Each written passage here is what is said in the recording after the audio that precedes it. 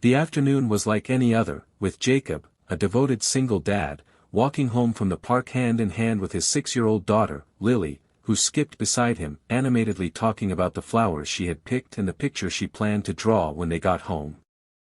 The sidewalk bustled with people moving quickly, heads bent toward their phones, ears plugged with music, eyes focused on destinations rather than the lives unfolding around them. That's when Lily suddenly stopped mid-step, her gaze fixed on the far end of the block.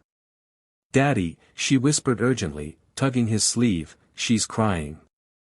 Jacob followed his daughter's line of sight and saw her, a young woman hunched against the graffiti-covered brick wall near the bus stop, knees drawn to her chest, hair tangled, coat ripped at the sleeve. Even from a distance, he could see her shoulders shaking, her hands trembling as she tried to hide her face from the world passing by. Dozens of strangers streamed around her like she was invisible, some even crossing the street to avoid her. The sight struck something deep in Jacob, a protective instinct sharpened over years of raising Lily alone. He guided his daughter closer, his voice low and gentle so as not to startle the woman. "Hey, are you okay?" he asked, crouching down to meet her eye level. She flinched but didn't back away, glancing up with red-rimmed eyes that spoke of fear and exhaustion. They took everything," she stammered, her voice breaking. "My bag, my phone," the words dissolved into sobs, and she clutched her coat tighter around her thin frame. Without hesitation, Jacob shrugged off his own jacket and draped it over her shoulders, shielding her from the late winter chill and the curious, fleeting glances of passers-by. Lily, still holding her father's hand, leaned forward and offered a small, reassuring smile, as if her presence alone could help. In that moment, Jacob knew he couldn't just walk away like everyone else had. He didn't know her name, or what had happened beyond the broken fragments she'd shared, but he recognized the look in her eyes, the silent plea for someone, anyone, to see her. And Jacob had decided. He would not be another stranger passing by. Jacob guided the trembling woman to a nearby bench, keeping Lily close by as a kind of silent reassurance, while the steady stream of city life moved on without pause around them. She hesitated at first, glancing nervously at every passing face, her fingers gripping the edge of his jacket like it was the only anchor she had left. "My name's Emily," she said finally, her voice barely above a whisper, the words halting as if speaking them might make the nightmare too real. She told him she had been walking home after a long shift at a small diner, her feet sore, her mind lost in thoughts of overdue bills, when 3 men cornered her in a narrow alley. They had taken her bag, her wallet, her phone, everything she carried. And when she tried to run, one of them shoved her so hard she hit the ground, scraping her hands and knees. Her voice broke as she admitted she didn't even have bus fare to get home.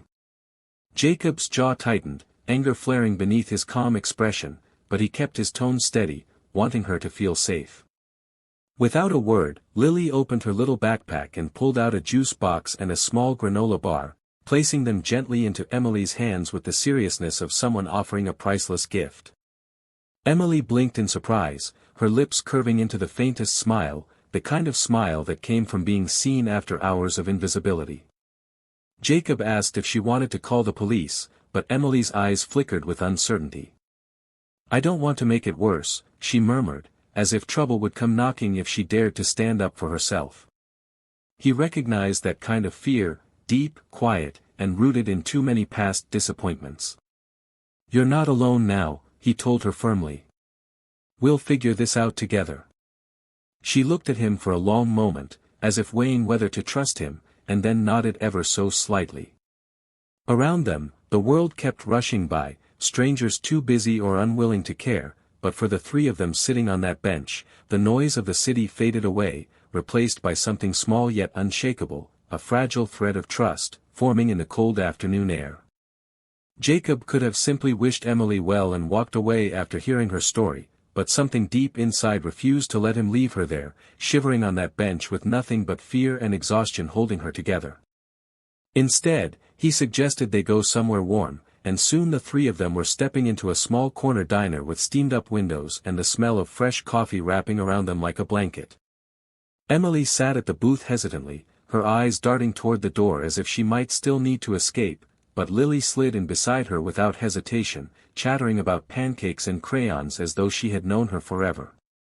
Over coffee for him and a bowl of hot soup for her, Emily slowly began to share more, how she had moved to the city 2 years ago with dreams of becoming a nurse, how she'd been working double shifts at the diner to save money for classes, and how the robbery had wiped out not just her belongings, but also the tips she had been counting on to cover rent.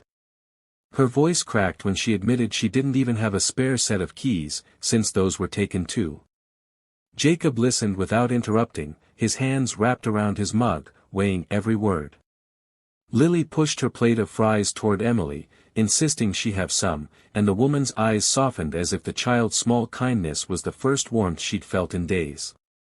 After a while, Jacob pulled out his phone and called a friend on the police force, explaining what had happened. He asked Emily again if she'd be willing to file a report, promising he'd be there the whole time. She hesitated but eventually nodded, perhaps because this time she believed someone would actually stand by her. An officer arrived at the diner and took her statement with patience and respect, and Jacob stayed beside her through every question, offering quiet encouragement. By the time the report was finished and Emily's soup bowl was empty, she looked at him differently, not with the guarded mistrust she'd worn when they first met, but with the tentative relief of someone who had been given back a small piece of her dignity. When they finally walked her to her apartment building, Jacob knew one thing for certain: he hadn't just stopped to help a stranger that afternoon, he had stepped into a story he wasn't meant to walk away from. 2 weeks passed before Jacob saw Emily again, though she had stayed on his mind every day since that afternoon. Then, one quiet Saturday morning, there was a knock at his apartment door. When he opened it, Emily stood there holding a small paper bag and wearing a shy smile, her hair neatly brushed, her coat no longer torn. "I wanted to thank you," she said softly. From the bag, she pulled out a box of freshly baked muffins from the diner and a small wrapped gift for Lily, who came running into the room with curious eyes.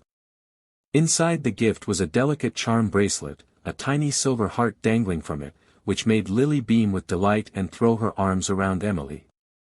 Over coffee at Jacob's kitchen table, Emily told them how life had begun to steady again. The police had caught the men who attacked her, thanks to the nearby security cameras and her detailed statement, and she had been able to get a new set of keys, replace her phone, and even pick up extra shifts at work. "I don't think I would have had the courage to go to the police if you hadn't stayed with me," she admitted, her voice thick with emotion. Jacob felt a warmth in his chest that had nothing to do with the coffee, more a quiet satisfaction in knowing that stepping forward that day had truly mattered. From that moment on, Emily became a regular part of their lives. She joined them for Sunday pancakes, came along on park picnics, and even helped Lily with school projects. The three of them laughed together, shared meals, and slowly built something that felt like family. Jacob never once thought of their first meeting as an act of charity, it had simply been the right thing to do. But as time passed, he realized it was more than that, it was a turning point in all their lives. The memory of that cold, busy street where everyone else kept walking no longer belonged to loneliness or fear, it had become the beginning of a story about connection, courage, and the simple truth that sometimes the smallest decision, like stopping to help, can change the course of someone's life forever.